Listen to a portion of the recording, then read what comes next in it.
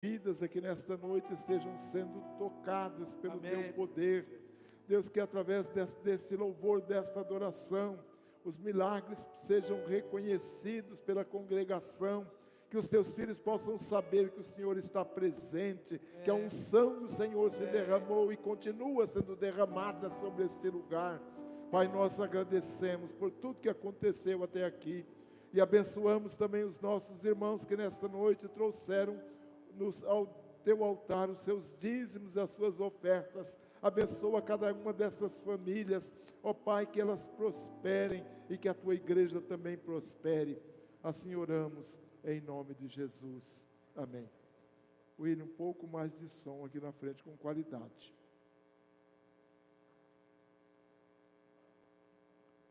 Quero que você abra a sua Bíblia em João, capítulo 11, versículos 32 e 33. João, capítulo 11, versículos 32 e 33. É um texto que a gente está lendo já há algum tempo, então você já deve até ter decorado esse texto. Diz assim: tendo, pois, Maria chegado ao lugar onde Jesus estava, e, vendo-a, lançou-se-lhe aos pés e disse: Senhor, se tu estiveras aqui, meu irmão não teria morrido. Jesus, pois, quando a viu chorar, e chorarem também os judeus que com ele vinham, comoveu-se em espírito e perturbou-se.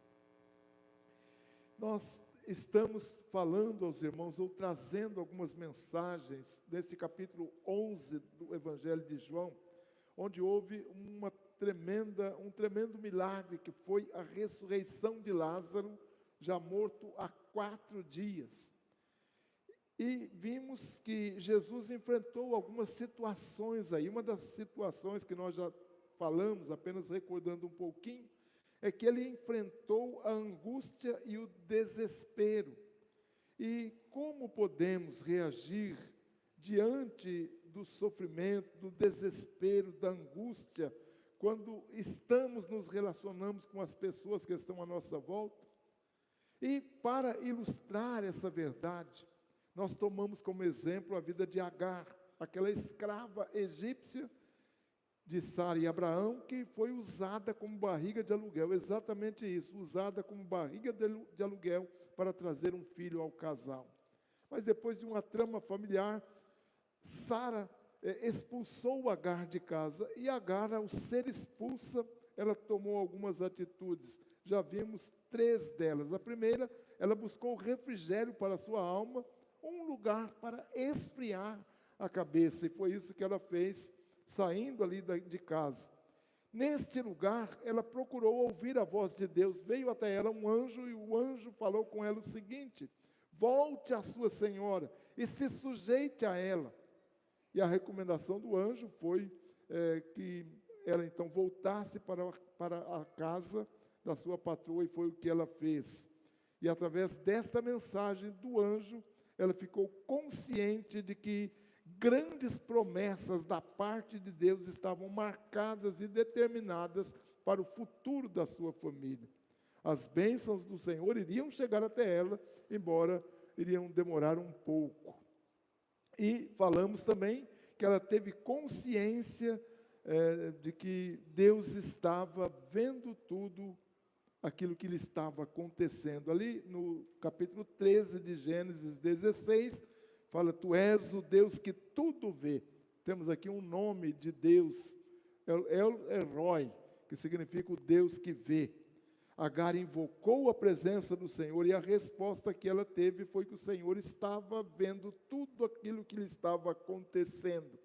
Isso mostra que nós precisamos viver sobre a soberania de Deus, a perspectiva da soberania de Deus, entendendo que Deus é bom e que Ele vai agir no momento oportuno, e que Ele vê tudo aquilo que se passa conosco, e Ele é o nosso socorro, Ele é aquele que vem para nos tirar da situação do desconforto. Isso foi o que nós vimos.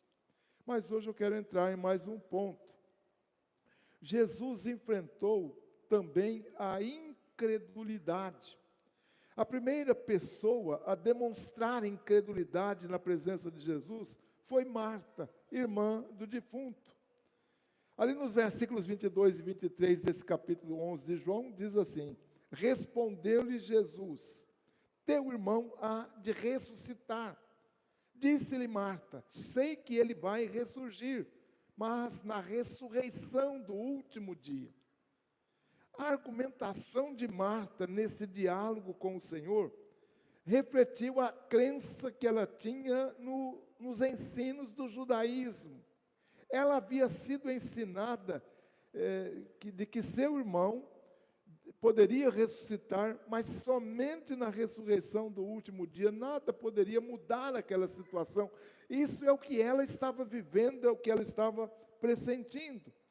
Essa teologia judaica da crença numa futura ressurreição, ela é vista em alguns textos, inclusive do Antigo Testamento, embora ela fosse questionada, como vamos analisar um pouco nessa noite. Por exemplo, em Daniel, um dos profetas maiores lá do Antigo Testamento, ele fala de uma ressurreição. Ele diz: multidões que dormem ao pó da terra acordarão, uns para a vida eterna, outros para vergonha e desprezo eterno. Isaías, também um outro profeta, fala o seguinte: mas os teus mortos viverão, seus corpos ressuscitarão. Vocês que voltaram ao pó, acordem e cantem de alegria. O teu orvalho é o orvalho da luz, e a terra dará a luz aos seus mortos. Isaías 26, 19, nós temos esse texto que também alude a uma ressurreição num determinado tempo da história. Nesses dois textos, o texto mais significativo é o de Daniel, que fala de justos que vão estar ressuscitando para receberem vida eterna. Ele usa, inclusive, a expressão uns para a vida eterna, e dos ímpios que vão ressuscitar para receberem julgamento e condenação pelos seus pecados e pelos seus atos de impiedade. Por isso que aparece a expressão outros para vergonha, para o desprezo eterno. Irmãos, esta crença de uma ressurreição futura para os mortos, no contexto do ministério de Jesus, era motivo de conflitos. Naquele tempo, havia duas classes da elite religiosa que tinham pensamentos ou posições teológicas diferentes em relação a essa questão. Por exemplo, enquanto que os fariseus, e esses dois grupos eram os fariseus e os saduceus, enquanto que os fariseus criam na ressurreição dos mortos, os saduceus não criam. Então, entre os próprios líderes judaicos, essa teologia ela tinha alguma aceitação ou não. Essa diferença de crença, apenas para ilustrar um pouco aqui, ela foi usada por Paulo, numa ocasião ali no livro de Atos, em sua defesa pessoal diante do Sinédrio. O Sinédrio era o alto tribunal judaico, a mais alta corte judaica. E esse Sinédrio era composto, além de outras pessoas da elite, principalmente desses dois grupos, os fariseus e os saduceus. E nós temos um texto até interessante, eu gostaria de fazer uma leitura desse texto, para que nós possamos nos inteirar um pouco mais. Atos 23, de 6 a 10, fala que Paulo, sabendo que alguns deles eram saduceus e outros fariseus, bradou no Sinédrio: irmãos, sou fariseu, filho de fariseu, estou sendo julgado por causa da minha esperança na ressurreição dos mortos. Paulo lança aqui uma pimenta, né? Aí ele diz assim: dizendo isso, surgiu uma violenta discussão entre os fariseus e os saduceus, e a assembleia ficou dividida. Os saduceus dizem que não há ressurreição, nem anjos, nem espíritos, mas os fariseus admitem essas coisas. Houve então um grande alvoroço, de acordo com o texto, e alguns dos mestres da lei, que eram fariseus, se levantaram e começaram a discutir intensamente, dizendo: não encontramos nada de errado com esse homem. Quem sabe se algum espírito ou anjo falou com ele? Olha como Paulo soube usar uma situação aqui em seu favor. E a discussão, diz o texto, se tornou tão violenta que o comandante daquele destacamento que conduzia Paulo, esse era um comandante romano, ele, com medo de que Paulo fosse despedaçado ali, ele ordenou que as tropas descessem e o retirassem à força do meio deles, levando Paulo então para a fortaleza. Veja, irmãos, Paulo, sabedor dessas desavenças entre fariseus e saduceus, ele colocou, como já disse, uma pimentinha ali na discussão deles, e quando ele afirmou que era adepto dessa linha que cria numa ressurreição final dos mortos. E houve então aquele conflito tão violento que o comandante romano, que trazia Paulo sob custódia, Paulo estava preso nessa ocasião, ele ordenou que ele fosse tirado do local e conduzido a essa fortaleza, provavelmente aqui, uma fortaleza que é falada no Novo Testamento, que é a fortaleza Antônia, que ficava em Jerusalém.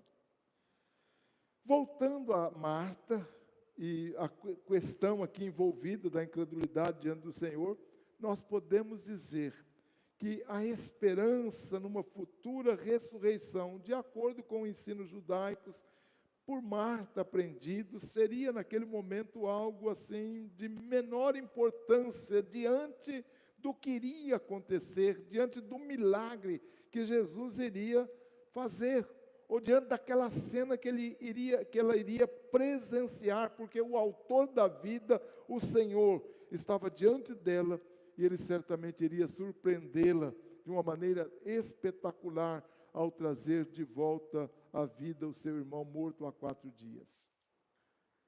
Irmãos, além dessa incredulidade de Marta, Jesus também precisou enfrentar a incredulidade dos judeus. Alguns estavam presenciando toda aquela cena. Versículo 37 fala: mas alguns disseram, não podia ele que abriu os olhos ao cego, fazer também com que esse não morresse? Aqui uma certa incredulidade, uma certa rebelião, inclusive. O argumento dessas pessoas era de que se Jesus havia aberto os olhos a um cego de nascença, provavelmente o cego do capítulo 9, desse mesmo, registrado no mesmo Evangelho de João, ele poderia muito bem ter feito algo menor, que era não permitir que Lázaro morresse e ter curado Lázaro. Aparentemente, o que esses judeus estavam pensando era correto. Essa observação dos judeus levou o Senhor a ter uma reação muito forte, uma reação de indignação. No versículo 38 do texto, fala que Jesus agitou-se em espírito. Ele teve essa reação, uma reação um pouco diferente daquela que ele já tinha tido um pouco antes, quando ele presenciou a cena do choro ali de Marta e Maria, das pessoas que estavam ali, quando o texto diz que simplesmente ele chorou. Aqui não, aqui ele ficou indignado. Nós temos no texto grego a palavra embrimaomai, que significa encarregar com séria admoestação, instruir com rigor, criticar duramente, falando dessa reação do Senhor. E o uso desse termo aqui, por João, que escreveu o Evangelho, ele indica que Jesus não suporta de maneira alguma a incredulidade do ser humano, a nossa incredulidade. E essa indignação de Jesus, ela pode ser vista em algumas ocasiões. Uma dessas ocasiões, por exemplo, foi quando Jesus estava caminhando de Jerusalém para Emaús e 2 discípulos estavam ali trocando alguma conversa sobre o que tinha acontecido na cidade. E a certa altura Jesus não aguentou. E Jesus disse para eles: vocês são tardos de coração, vocês são incrédulos, vocês não sabem o que os profetas disseram a respeito dele, que ele haveria de morrer, de ressuscitar. E Jesus ali mostra também uma certa indignação. Irmãos, certamente que a ausência de fé em muitas pessoas, a incredulidade, faz com que essas pessoas não recebam os milagres de Deus em sua vida. Se há algo que impede a operação do poder de Deus em nós, é a incredulidade. Muitos que vivem mergulhados na incredulidade deixam de receber o melhor de Deus em suas vidas. Há textos bíblicos que falam sobre isso. Um deles, Marcos 6, de 6 a 6, fala que Jesus não pôde fazer naquele lugar nenhum milagre, a não ser curar uns poucos enfermos. Interessante a maneira como Marcos coloca isso. impondo-lhe as mãos. E diz o texto ali de Marcos, e admirou-se da incredulidade deles. Outro texto interessante, Mateus 13, 57 a 58, fala que escandalizados ficaram por causa dele. Mas Jesus disse a eles, só em sua própria terra e em sua própria casa é que um profeta não tem honra. Aí ele fala, Mateus fala, e não realizou muitos milagres ali por causa da incredulidade deles. A falta de fé é algo que impede Deus agir nas nossas vidas, por isso que nós precisamos sempre trabalhar a fé nos nossos corações. Algo também sobre a fé que eu gostaria de falar, embora a fé seja produzida em nossos corações pela leitura, quando ouvimos a palavra de Deus, o simples conhecimento das Escrituras não alimenta a fé. Pelo contrário, ele pode até mesmo se transformar num empecilho aos nossos corações.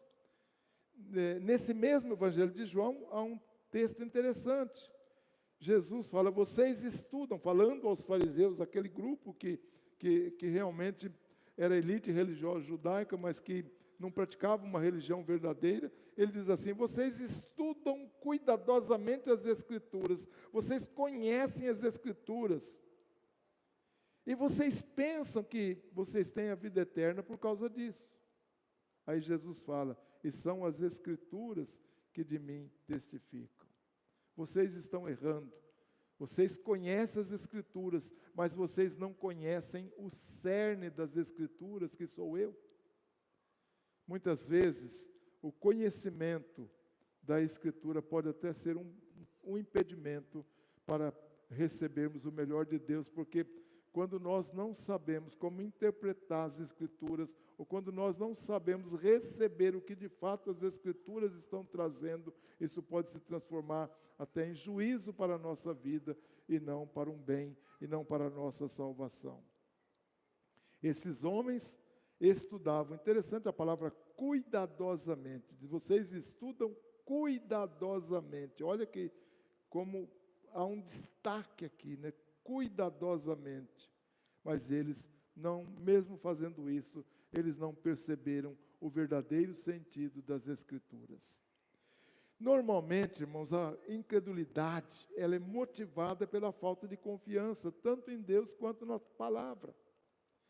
Quando o nosso coração está dominado por dúvidas, nós não podemos perceber a ação de Deus.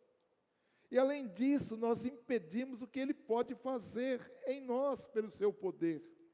A dúvida conduz muitos indivíduos ao afastamento de Deus e a uma certa apostasia religiosa. E essa apostasia religiosa provocada pela dúvida, ela tem conduzido milhares de pessoas à perdição. Judas, ele escreveu a sua carta num período de grande apostasia. Se você olhar o material que Judas tem, uma carta pequena no Novo Testamento, mas se você ler com atenção aquele material produzido por Judas, você vai perceber que o tempo, ou pelo menos aquele ambiente ao qual ele escreve, era um ambiente totalmente dominado pela apostasia. E veja o que Judas fala: tenham compaixão daqueles que duvidam. A outros, salvem-nos, arrebatando-os do fogo. Eram pessoas que estavam vivendo na dúvida, praticamente sendo queimadas pelo inferno. Aí ele fala, e a outros, mostrem misericórdia com temor, odiando até a roupa contaminada pela carne. Eu recomendo a leitura desse livro de Judas. São 20 e poucos versículos, mas vale a pena você sentar e ler para ver o que tem ali de importante. De acordo com essa exortação de Judas, ele diz que nós precisamos, inclusive, demonstrar misericórdia, compaixão por aquelas pessoas que estão na dúvida e com o pé na apostasia. Essas pessoas precisam ser alertadas, precisam ser arrancadas dessa situação para poderem servir a Deus de fato. Eu quero terminar a palavra dessa noite sempre trazendo mensagens mais curtas aos irmãos, até para não tornar algo cansativo para vocês, e também trazendo essas mensagens de forma mais sucinta, mais curtas, para que vocês possam receber melhor a palavra de Deus. Eu quero terminar dizendo o seguinte: uma das coisas piores que nós podemos enfrentar é a questão da incredulidade, é a questão da dúvida. Pode ser que haja pessoas aqui nesta noite que estão vivendo a dúvida. Eu quero dizer para você que a dúvida, ela tem a ver com a infidelidade contra Deus. Deus tem sido fiel conosco. Deus tem te abençoado. Basta você olhar ao redor, quantas pessoas não têm o que você come na sua casa. Quantas pessoas que vivem hoje debaixo de viadutos, em marquises de lojas, com cobertores de papelão. Às vezes eu vou a Ribeirão, eu fico olhando, principalmente ali na região da rodoviária, não sei se vocês têm visto isso, quantas pessoas que estão ali, dependendo de que alguém dê um prato de comida, viciados em crack, viciados em drogas, e a gente vê a situação daquelas pessoas. Enquanto eu tenho casa, tenho roupa, tenho comida, tenho saúde, tenho vida. Você tem agradecido a Deus pelo que Deus tem feito por você? Júlio, vamos cantar um cântico, se foi o que eu pedi para o Júlio, mostrando a fidelidade de Deus para comigo. Embora eu seja duvidoso, embora eu seja incrédulo em alguns momentos da minha vida, mas Deus tem sido fiel. Ele permanece fiel. Presta atenção nesse cântico. Entrega a sua vida a Deus nessa noite, que Ele é fiel, tem sido fiel com você. Nós encontramos muito essa expressão, Deus é fiel. Mas eu pergunto, você tem sido fiel? Que Deus é fiel, eu sei. Mas e você?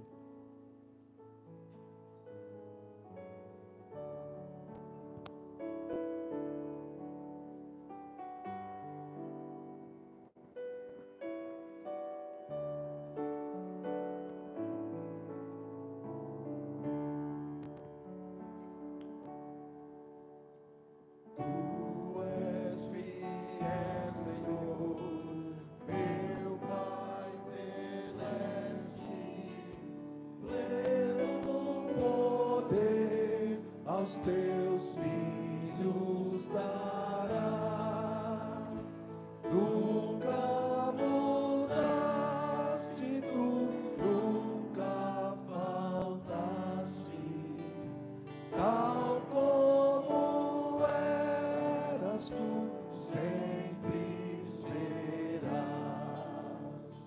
Tu és fiel, Senhor.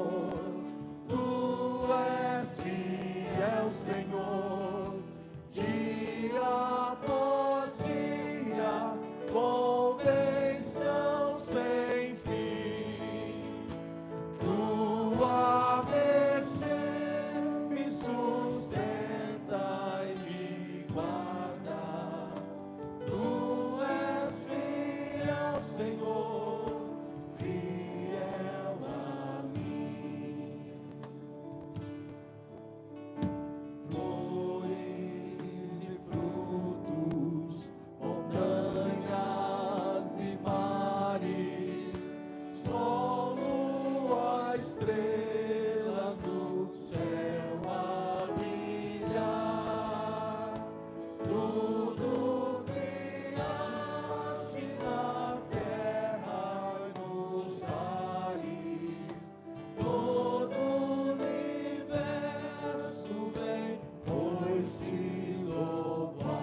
Cante ao Senhor. Tu és fiel, Senhor. Tu és fiel, Senhor. Dia após dia, com bênção sem fim. Tua mercê me sustenta e me guarda.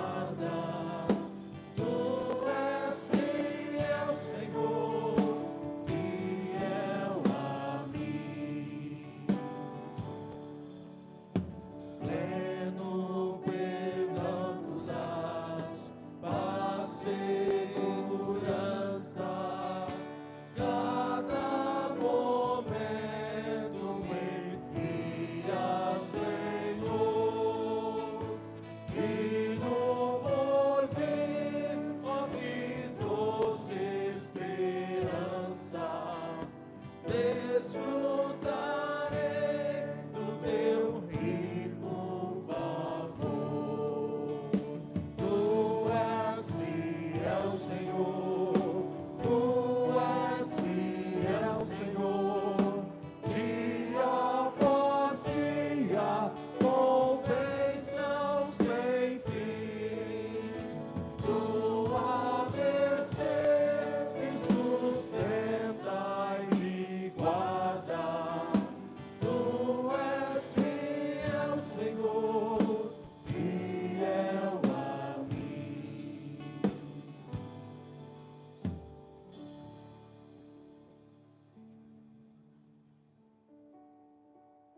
Amém, irmãos? Em todo o tempo, Deus é fiel. E nesta noite, Ele nos convida a sair da zona de conforto. Não duvide, irmãos, do poder de Deus, do seu grande amor, da sua fidelidade. E muitas vezes há no nosso coração indiferença, incredulidade. Isso atrasa a bênção de Deus. Nessa noite você não quer renovar a sua fé diante de Deus? Se você deseja renovar a sua fé com o nosso Senhor, você que precisa de uma bênção, de uma vitória, que não exista no meu e no seu coração indiferença ou incredulidade, mas apenas creia. Eu convido você, nesta noite, a tomar uma posição e descansar no Senhor. Remova do seu coração todo impedimento para que Deus haja. Eu convido você para ficar de pé e orar comigo. Meu irmão, não duvide da fidelidade do Senhor.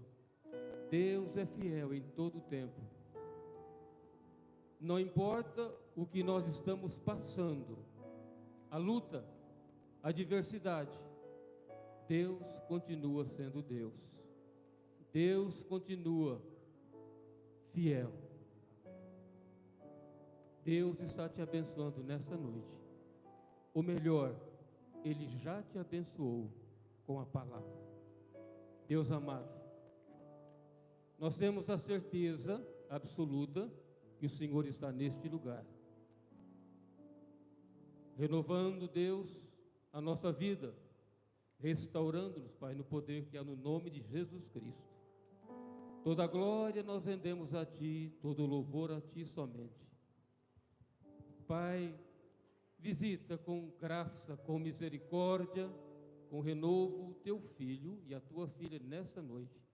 Nós queremos, Deus, sair daqui melhores. Ouvimos a Sua palavra. A Sua palavra não volta vazia. A Tua palavra é fiel, é poderosa, é única, é tremenda, é gloriosa. Cura, saura, restaura, transforma. E nessa noite, o diabo não roubará a nossa bênção. É verdade, Senhor. Amém. Sairemos daqui, ó Deus, renovados, transformados, com fé, e remova do nosso coração, nesta noite, toda a indiferença, toda a incredulidade, mas que haja só no nosso coração fé na Tua palavra, porque a Tua palavra é fiel, viva, verdadeira e eficaz. Obrigado, Deus, pela Tua palavra, pelo culto, por tudo que aconteceu aqui, no nome de Jesus. Amém.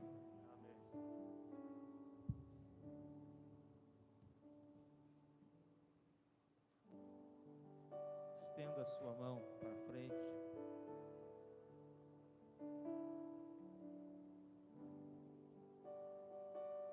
O Senhor, Ele é o seu pastor, e nada vai te faltar. Ele vai te fazer deitar em verdes pastos e te guiará mansamente às águas tranquilas. Ele vai refrigerar a sua alma e te guiará pelos caminhos da justiça, por amor do seu nome. E ainda que você, por permissão dele, ande pelo vale da sombra da morte, não precisará temer mal algum, porque o Senhor estará contigo, a sua vara e o seu cajado te consolarão. Ele vai preparar uma mesa perante você na presença dos seus inimigos, ungirá a sua cabeça com óleo e o seu cálice transbordará. E certamente que a bondade e a misericórdia do Senhor seguirão você todos os dias da sua vida, e por fim você habitará na casa do Senhor para sempre. Que o Senhor Deus te abençoe ricamente. Uma excelente semana em nome de Jesus.